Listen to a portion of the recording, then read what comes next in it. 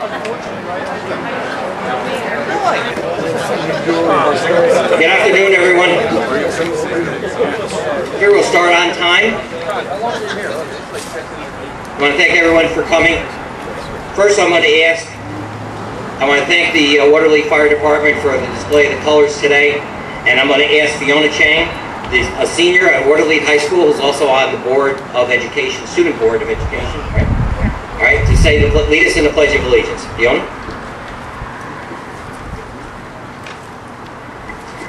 I pledge allegiance to the flag of the United States of America and to the republic for which it stands, one nation, under God, indivisible, with liberty and justice for all. Thank you, Fiona. Now I'm going to ask Father Snopoulos from the Armenian Church here to say the opening prayer. Father.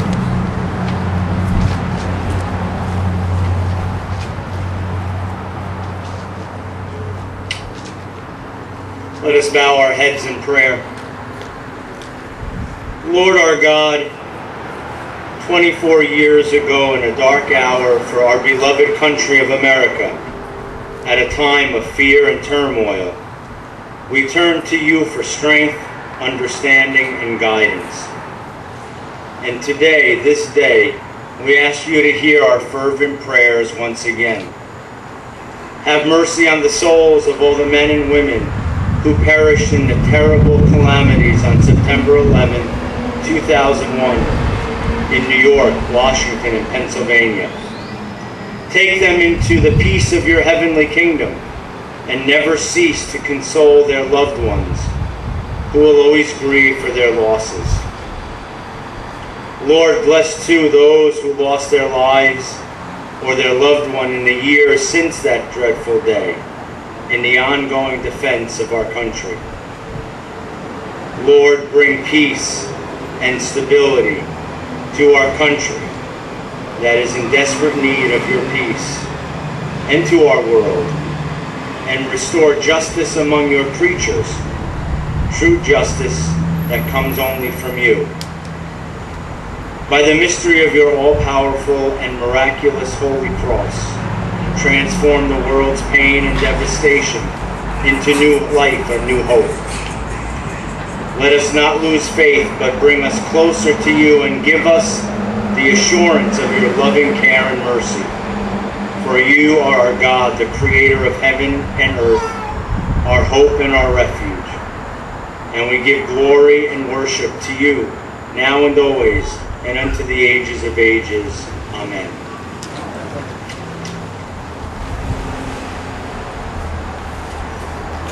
I'm going to ask Rafi Kapovian, our singing jeweler, to come up and sing the national anthem. Rafi?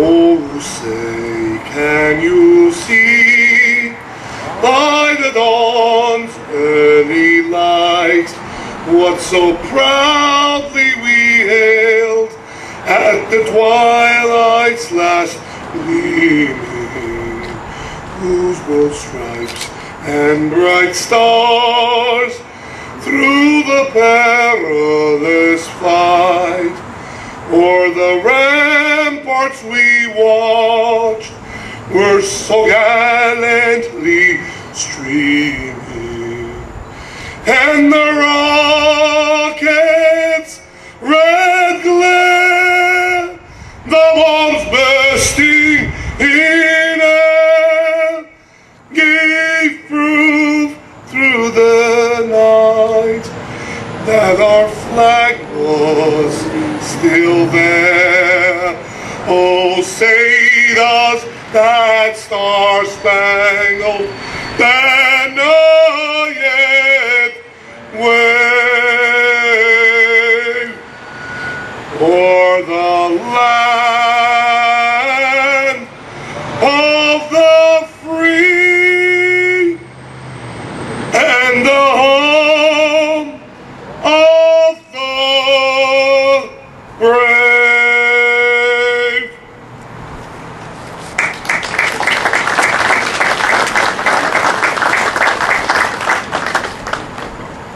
Rafi, thank you very much. That's excellent. Now I'd like to introduce the exalted ruler for the Watervliet Colony Lodge, James McGovern. James.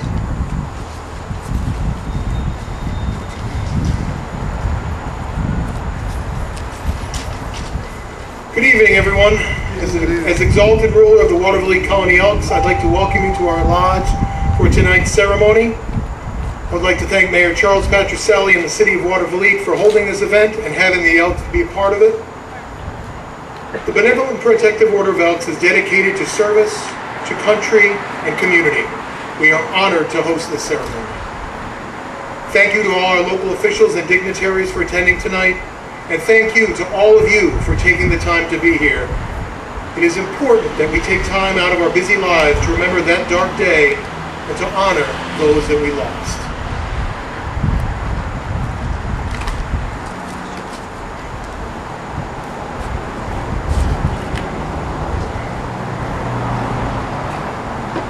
Now it's my honor to introduce Senator Jake Ashby.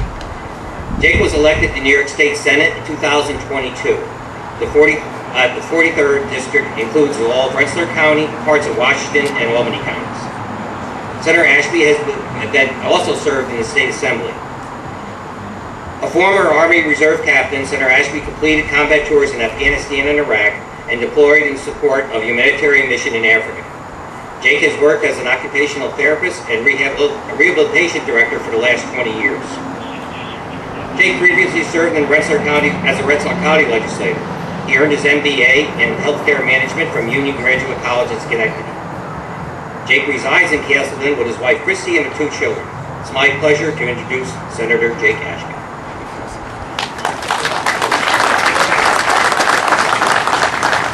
Good evening. Thank you, Mayor. I want to thank the Elks for hosting us tonight. And I think most of us here can remember the morning 24 years ago. 110 stories, 1,300 feet high, times 2. Not to mention the Pentagon and a field in Pennsylvania. And in that darkest hour, what we saw and what we witnessed were people who didn't see an impossible situation. They ran into those buildings, into that field, inspiring us all for generations. And they didn't just do it that day. They were there for the days, weeks, months, and years to come to push forward, to still help those recover today, those who are still fighting that battle today. Let us continue to be inspired by the men and women in uniform who continue to do that job. Let us never forget that impact, even in the darkest of times. Thank you.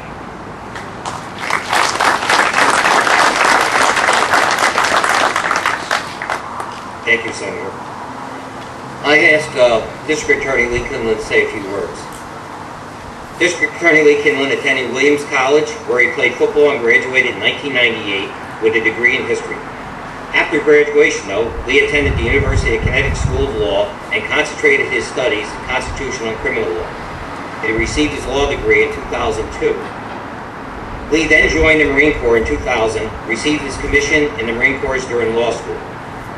During his 3.5 years on active duty with the Marines, Lee worked as a judge advocate, as a prosecutor for the Marine Corps base in Camp Lejeune.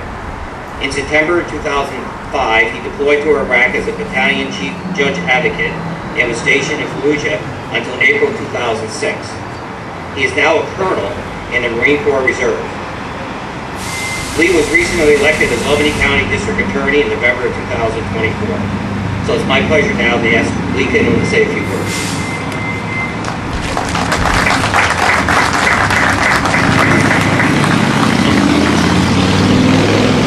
Thank you very much, everybody.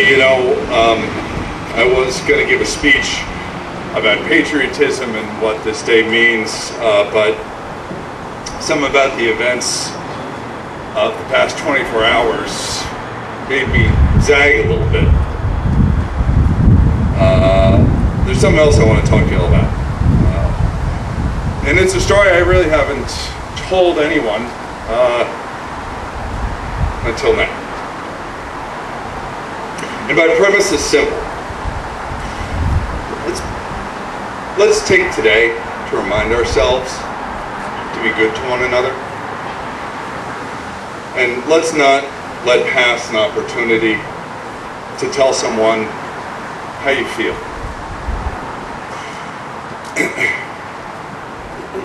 Lindsay Morehouse was cute, smart, and funny.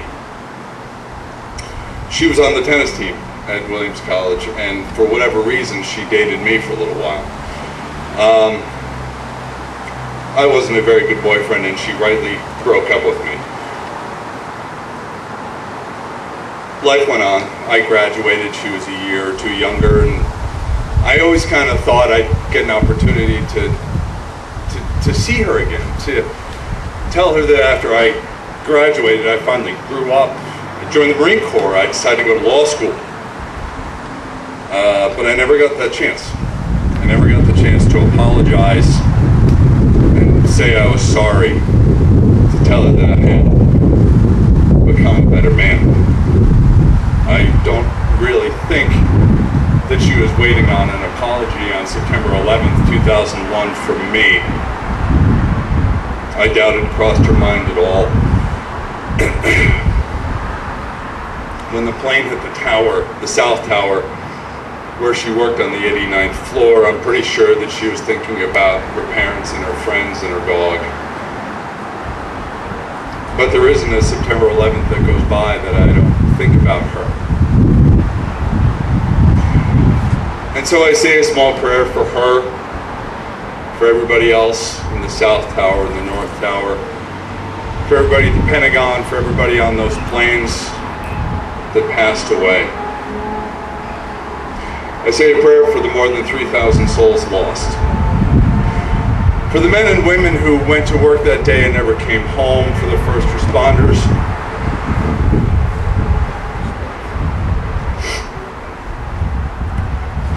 who ran into the building and never came out, for the passengers who got on the plane and never got off. For all them, I pray, and we remember today. And my request is simple, because we've seen how quickly life can be taken away. Let us take today, probably more than most days, to remind ourselves to be good to one another. We are constantly reminded that life is precious, and our time together is precious. And so let us never pass up an opportunity to tell each other how we feel and how important we are to one another in our community. So on that note, I want to thank all of you for coming here and for honoring today, for honoring the memory of those lost, and for promising that we will be back year after year in memory of those we have lost. Thank you.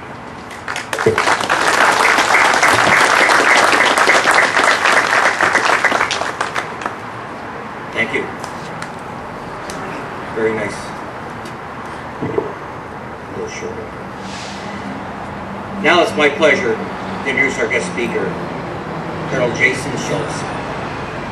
Colonel Schultz assumed command of the U.S. Army Watervliet Arsenal on July 25, 2024. Prior to his command at the Watervliet Arsenal, Colonel Schultz was the Chief of Plans of the United States Transportation Command. Colonel Schultz's career in the U.S. Army began in 1994 when he enlisted in Aviation Operations Specialist in the United States Army Reserve. He was commissioned as Ordnance Officer in 1999 through the Reserve Officer Training Corps at the University of Alabama in Birmingham. Colonel Schultz's deployments during the global war on terror included Operation Iraqi Freedom from January 2003 through April of 2003, August of 2025 through July of 2006, and again, June June of 2009 through April of 2010. Operation Enduring Freedom from March 2012 through January 2013. And Operation Freedom Sentinel from June 2016 to March of 2017. So it's my pleasure today to introduce Colonel Jason Schultz as our guest speaker. Colonel?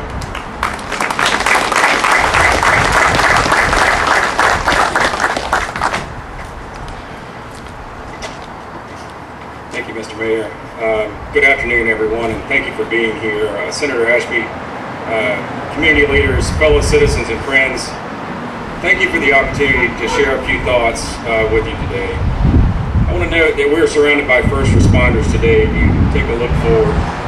It is only fitting that we begin by first paying tribute to those whose actions saved countless others, many of whom made the ultimate sacrifice that day, and they are represented in the spirit of commitment and dedication to their fellow man by those standing in front of you today. If we could give them a round of applause, please.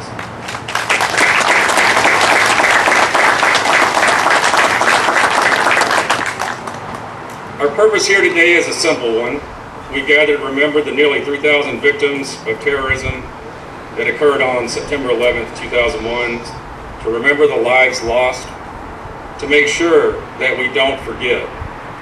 That day was a singular point which changed many of our lives forever. A point where the global marketplace for ideas turned into a battlefield, pitting an extreme ideology against a Western democracy.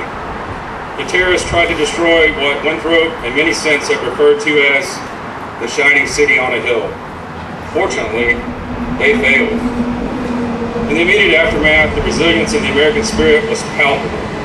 One could sense a renewed sense of community, of connection with our fellow citizens.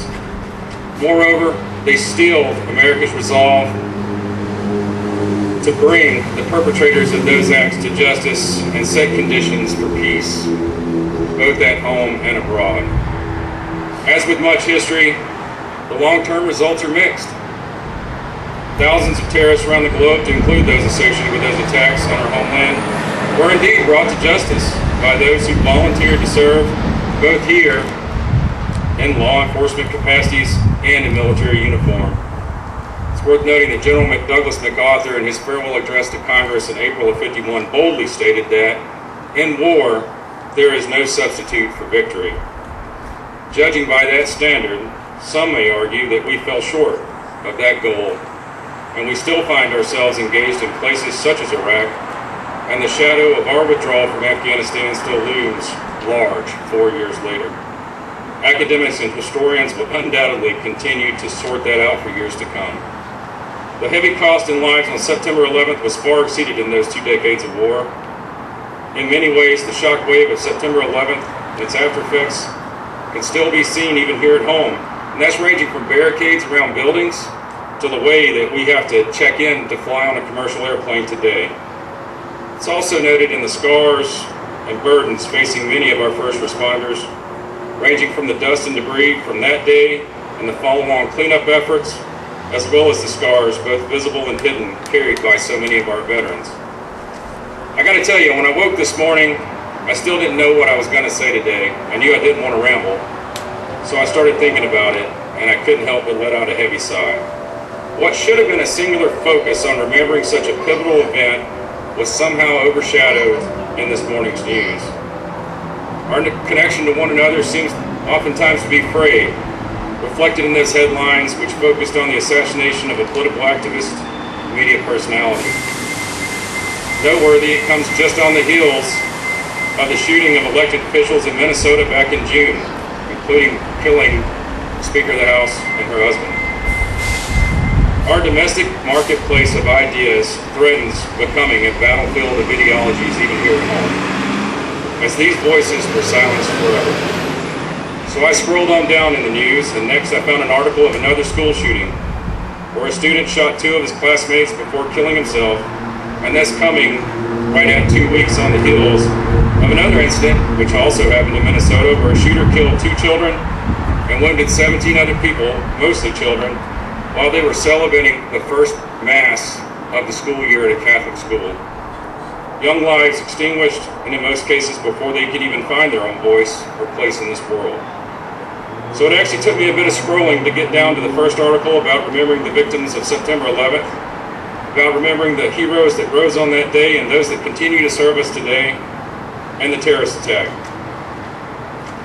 Both those that were realized and those that were prevented by law enforcement personnel and those who went abroad to take the fight overseas.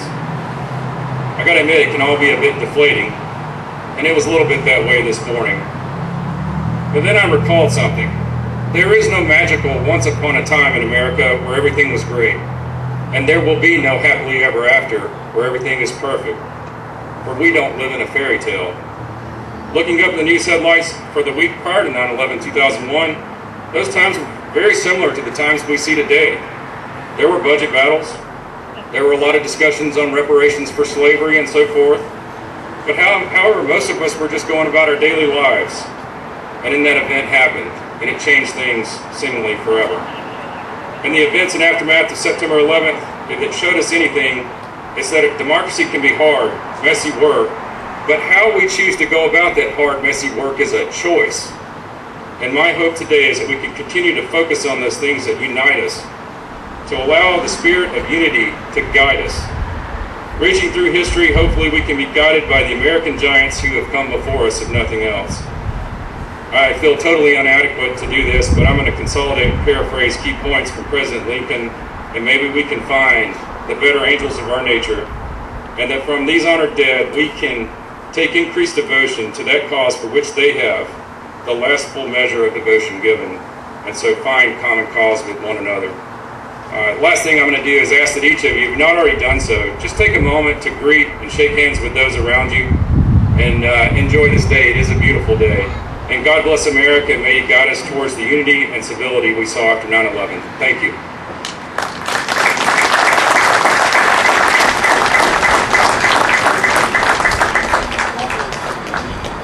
Thank you, Colonel.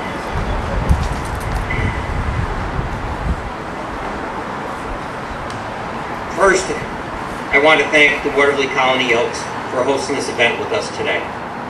It means so much to me as mayor, but also as a 50-year proud member of this lodge. This year, of course, marks the 24th anniversary of the largest terrorist attack again on U.S. soil. 2,977 people perished. 380 first responders, of 343 firefighters, and 37 police officers. We're here to remember all those that lost their lives needlessly that day. In their honor and respect, we gather here today. Many of us are present today will always remember that day, but now 24 years later, we were either too young, many of are too young or not even born yet. And to pay respect to all the first responders and all those that lost on that day. I want to say special thanks to Colonel Jason Schultz for saying a few words. I'm extremely grateful for your attendance and sharing your thoughts, and looking forward to working with you the next year here in Watervliet. Also, I want to thank Senator Jake Ashby and District Attorney Lee Kinlan for also sharing their thoughts. I want to thank everyone that took the time today to join us in this special ceremony, especially our police and fire departments from Watervliet, and Arsenal, and the city of Watervliet. Regardless of what we agree or disagree on, we have a great country, and we're proud to be an American. I'd like now to recognize a few distinguished guests. First, I'd like to recognize our fellow council members, Christopher Doss and Barb Diamond. I don't know if our general manager, Melissa Charbino, made it today, but our fire chief, Tom Garrett, our police chief, William Rice, our city court judge, Tom Lamb, Colleen Williams, assistant to the Congressman Tonko's office, thank you, Dan Casal, Rensselaer County legislator, Albany County Clerk Bruce Hidley, Albany County Legislator Bob Beston, and Maggie Alex. Also like to recognize and thank Chief of the Arsenal, Watervliet Arsenal Fire Department, John Whipple, the Arsenal Police Department, Jason Rickson. I'd also like to thank Don Stevens, Dr. Don Stevens, Superintendent of Schools, for attending, and Brian Marsh, Mayor of the Village of Watervliet. I hope I didn't miss anyone else. Again, I'm sorry.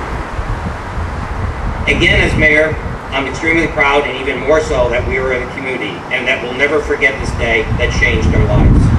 We will continue to do this ceremony as long as I'm able to, and hopefully after I'm gone. I'm going to ask now that our Watervliet Fire Departments commemorate this ceremony by ringing the bell 3 times, then pause, then again 4 times, and then again finally 3 times to signify the 343 firemen that lost their lives that day. Then I'm going to ask the Watervliet Arsenal and Watervliet Police Department to toll the bell 3 times and then 7 again to signify the 37 policemen that were lost that day. After that, I'm going to ask Rafi again to come back to the mic and sing God Bless America, followed by Tom McDonald, who will play taps, which will conclude our ceremony. Thank you, everyone.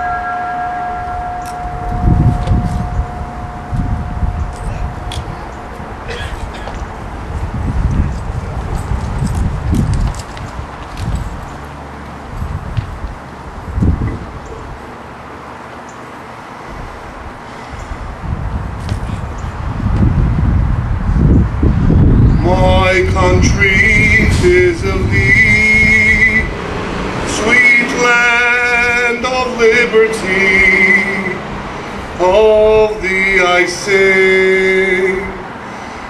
Land where my fathers died, land of the pilgrim's pride, from every mountainside, let freedom ring.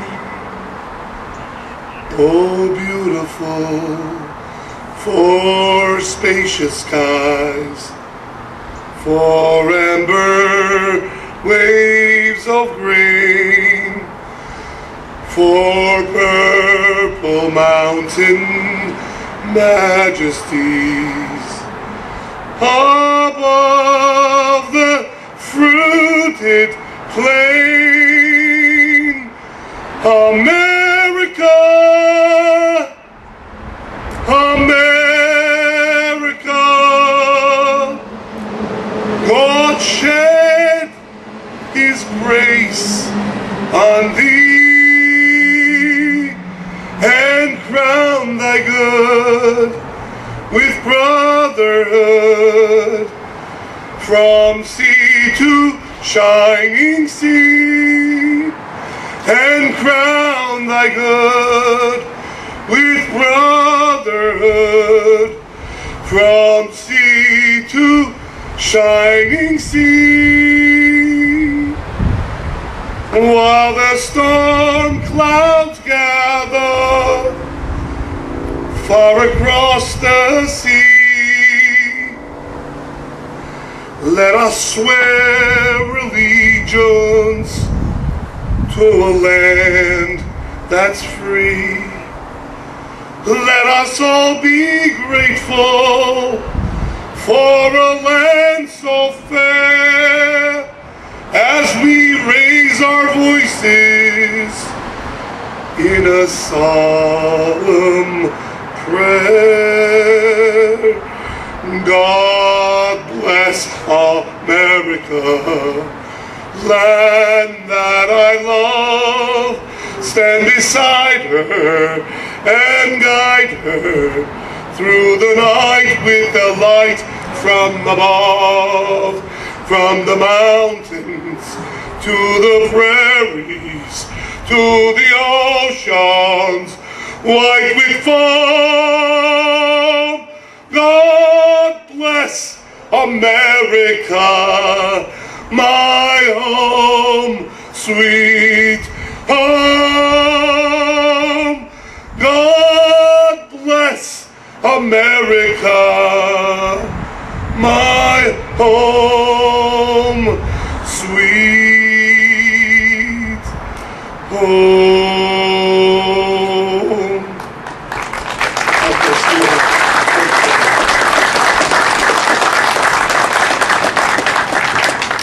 I'm being told I might have skipped Bruce Sibley, like technology course.